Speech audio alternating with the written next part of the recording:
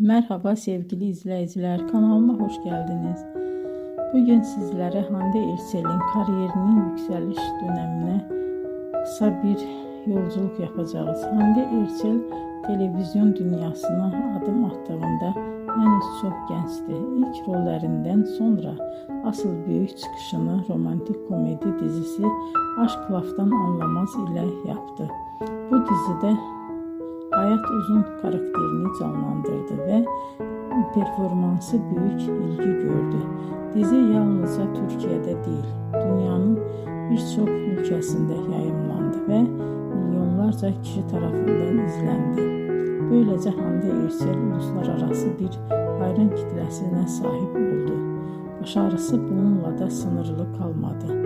Daha sonra farklı projelerde yer alarak oyunculuk yeteneğini, farklı yönlerini göstermeye devam etti. Bugün Hande Erçel Türkiye'nin en popüler oyuncularından biri olarak kabul ediliyor. Videoyu izlediğiniz için teşekkür ederim. Bir sonraki hikayede tekrar görüşmek üzere.